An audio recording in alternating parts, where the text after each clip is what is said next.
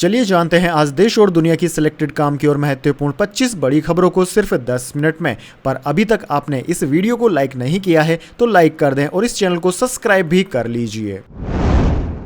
इलाज के लिए जेल से बाहर आएगा आसाराम, 11 साल में पहली बार हाईकोर्ट के आदेश से मिली पैरोल।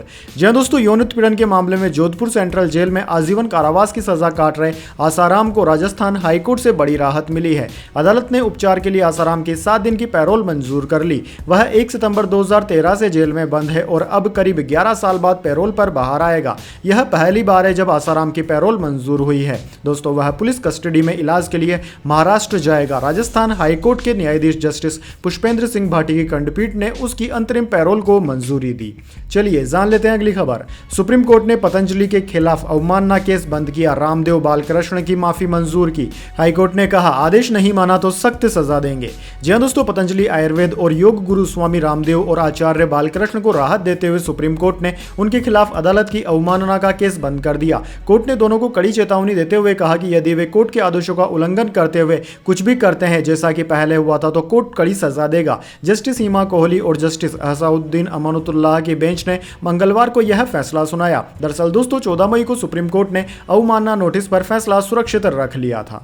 चलिए जान लेते हैं अगली खबर।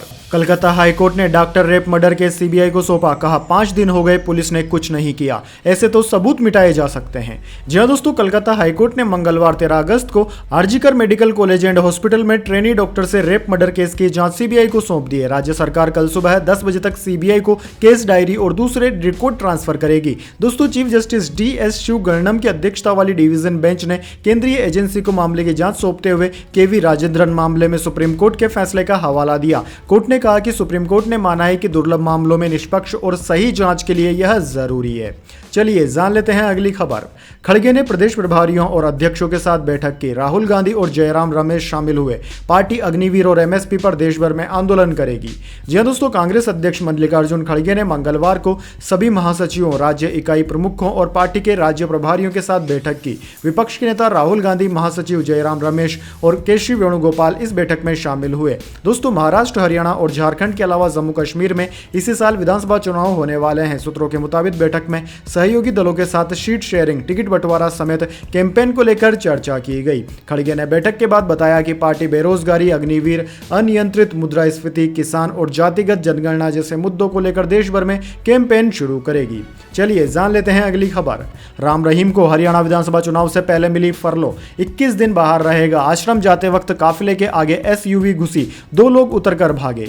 जी दोस्तों, हरियाणा में रोहतक की सुनारिया जेल से मंगलवार को बाहर आए डेरा सच्चा सौदा प्रमुख गुरमीत राम रहीम के काफिले के आगे अचानक एक अनजान एसयूवी गाड़ी ने आकर सनसनी फैला दी। काफिले के आगे गाड़ी रुक गई और 2 युवक उसमें से उतरकर भागे। संदिग्ध युवकों की एक्टिविटी देख पुलिस भी फौरन गाड़ी के पास आकर उसकी तलाशी ले रही है।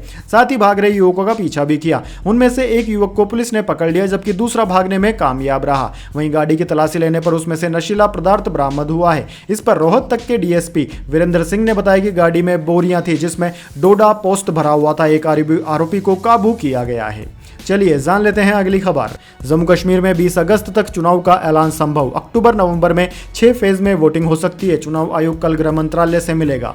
जी हां दोस्तों, जम्मू कश्मीर में विधानसभा चुनाव की तारीखों का ऐलान 20 अगस्त तक हो सकता है। माना जा रहा है कि अक्टूबर से लेकर नवंबर के पहले हफ्ते के बीच 6 फेज में वोटिंग होगी। जम्मू कश्मीर में धारा 370 हटने के बाद यह पहला विधानसभा चुनाव होगा। जम्मू कश्मीर में सुरक्षा स्थिति की समीक्षा के लिए चुनाव आयोग 14 अगस्त को केंद्रीय सचिव अजय भल्ला के साथ बैठक करेगा। 9 अगस्त को मुख्य चुनाव आयुक्त राजीव कुमार ने अपनी टीम के साथ जम्मू कश्मीर का दौरा किया था। चलिए दोस्तों, जान लेते हैं इसके बाद अगली बड़ी खबर। केदारनाथ धाम का नया रास्ता मिला। यह 2 किलोमीटर छोटा कालीमठ से 25 किलोमीटर दूर चौमासी से शुरू होगा। इस पर घास के मैदान ज्यादा, चढ़ाई कम।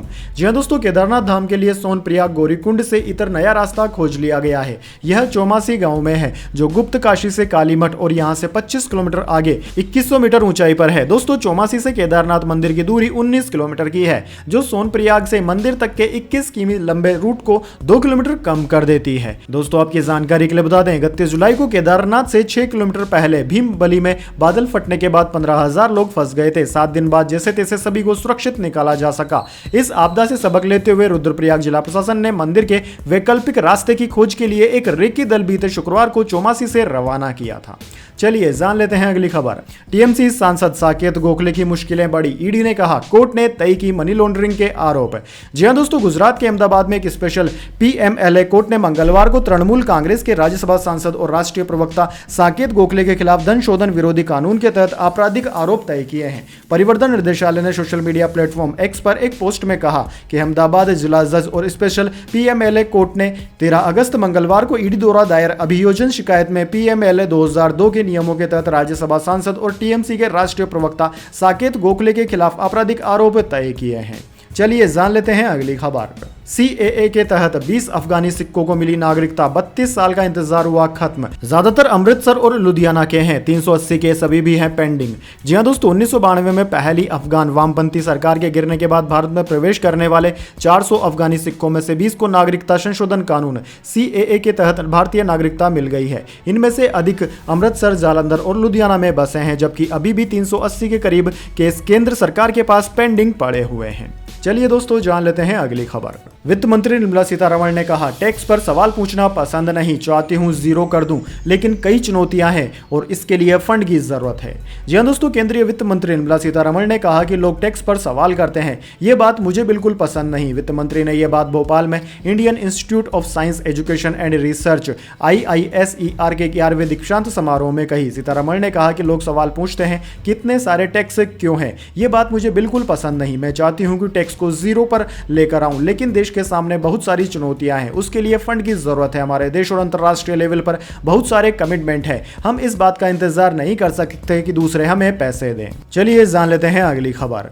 कलकत्ता हाईकोर्ट बोला पुरुषों को 2 साल की पैटर्निटी लीव मिले, बच्चों की देखभाल के लिए दोनों पेरेंट जिम्मेदार, राज्य सरकार 3 महीने में फैसला करे। जी हां दोस्तों, कलकत्ता हाईकोर्ट ने कहा है कि पुरुषों को भी महिला कर्मचारियों की तरह ही 2 साल की पैटर्निटी लीव मिलनी चाहिए। अब समय आ गया है कि राज्य सरकार पुरुष और महिला कर्मचारियों में भेदभाव न करे और दोनों के साथ एक जैसा व्यवहार करे। दोस्तों, राज्य सरकार को समानता और लिंग भेद को ध्यान में रखते हुए इस पर 3 महीने में फैसला करना चाहिए। जस्टिस सिन्हा ने कहा कि हमारा संविधान भी समानता की बात करता है। वैसे दोस्तों, हाईकोर्ट के इस फैसले से आप कहां तक सहमत है? क्या महिलाओं के साथ पुरुषों को भी पिता बनने पर छुट्टी मिलनी चाहिए या नहीं? कमेंट बॉक्स में आप अपनी राय जरूर दीजिएगा। चलिए जान लेते हैं अगली खबर। कोर्ट ने बढ़ाई सीएम अरविंद केजरीवाल की न्यायिक हिरासत, वीसी के जरिए हुए पेश। जी हां दोस्तों, दिल्ली की अदालत ने आबकारी नीति मामले में सीएम अरविंद केजरीवाल की न्यायिक हिरासत 2 सितंबर तक के लिए बढ़ा दी है। कोर्ट में सीएम केजरीवाल को वीडियो कॉन्फ्रेंसिंग के जरिए पेश किया गया। स्पेशल जज कावेरी बावेजा ने न्यायिक हिरासत की अवधि को बढ़ा दिया। दिल्ली आबकारी नीति मामले से जुड़े ईडी के केस में सुप्रीम कोर्ट ने 12 जुलाई को सीएम केजरीवाल को अंतरिम जमानत दी थी, लेकिन सीबीआई के केस में उन्हें अभी तक राहत नहीं मिली है, इसलिए वो जेल में बंद हैं। चलिए दोस्तों जान लेते हैं अगली खबर।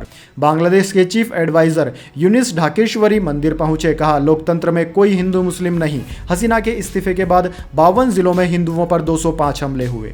जी हां दोस्तों, बांग्लादेश की अंतरिम सरकार के चीफ एडवाइजर मोहम्मद यूनिस मंगलवार को राजधानी ढाका के ढाकेश्वरी मंदिर पहुंचे। मंदिर पहुंचकर यूनिस ने बांग्लादेश पूजा उद्यापन परिषद और महानगर सर्वजन पूजा समिति के प्रमुख लोगों, मंदिर के मैनेजमेंट बोर्ड और भक्तों से मुलाकात की। दरअसल दोस्तों, बांग्लादेश में हिंसा के बीच हिंदू समुदाय पर हमले बढ़ते जा रहे हैं। 52 जिलों में हिंदुओं पर हमले, अब तक 205 मामले इन हमलों के आ चुके हैं। बांग्लादेशी हिंदुओं पर बढ़ते हमलों की वजह से बांग्लादेश के अलावा भारत, अमेरिका, ब्रिटेन और कनाडा में भी प्रदर्शन हुए। चलिए जान लेते हैं अगली खबर। शेख हसीना की बांग्लादेश वापसी के सभी रास्ते बंद करने की तैयारी, हत्या का केस दर्ज। जी हां दोस्तों, बांग्लादेश की अंतरिम सरकार ने अपदस्थ प्रधानमंत्री शेख हसीना की देश वापसी की सभी कोशिशों को बंद करने की तैयारी कर ली है। इस कवायद के तहत शेख हसीना पर हत्या का मामला दर्ज किया गया है। हसीना और 6 अन्य के खिलाफ पिछले महीने हुई हिंसक झड़पों के दौरान किराने की एक दुकान के मालिक की मौत को लेकर हत्या का मामला दर्ज किया गया है। मंगलवार को मीडिया की खबरों में यह जानकारी सामने आई।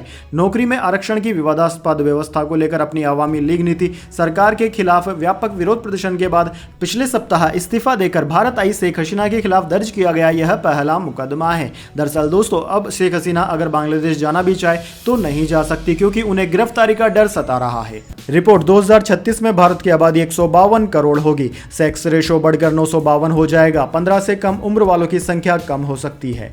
जी हाँ दोस्तों, भारत की जनसंख्या साल 2036 में 152.2 करोड़ तक जा सकती है। इसको लेकर सांख्यिकी एवं कार्यक्रम मंत्रालय ने सोमवार को एक रिपोर्ट जारी की। दोस्तों, इसमें बताया गया है कि सेक्स रेशो 2036 तक प्रति 1000 पुरुषों पर 952 महिलाओं तक पहुंचने की उम्मीद है। 2011 की जनगणना में यह आंकड़ा 943 था। रिपोर्ट में यह भी बताया गया है कि जनसंख्या में महिलाओं के प्रतिशत में भी थोड़ा बहुत सुधार देखने को मिल सकता है। साल 2036 में महिलाओं का प्रतिशत बढ़कर 48.8% होने की उम्मीद है। 2011 में यह 48.5% था। चलिए दोस्तों, जान लेते हैं अगली खबर। कोलकाता कांड, मेडिकल कॉलेज में प्रदर्शनकारियों का जबरदस्त हंगामा, बैरिकेड तोड़ अंदर घुस गई भीड़। जी हां दोस्तों, कोलकाता में लेडी डॉक्टर से रेप के बाद हत्या के मामले में विरोध प्रदर्शन कर रहे जूनियर डॉक्टरों ने आरजी कर मेडिकल कॉलेज में जमकर हंगामा किया। प्रदर्शनकारी बैरिकेड तोड़कर अस्पताल के अंदर घुस गए। उनका आरोप है कि घटनास्थल के अंदर सबूतों से छेड़छाड़ करने की कोशिश की गई। प्रदर्शनकारियों में रेजिडेंट डॉक्टर्स के साथ मेडिकल के स्टूडेंट भी शामिल है।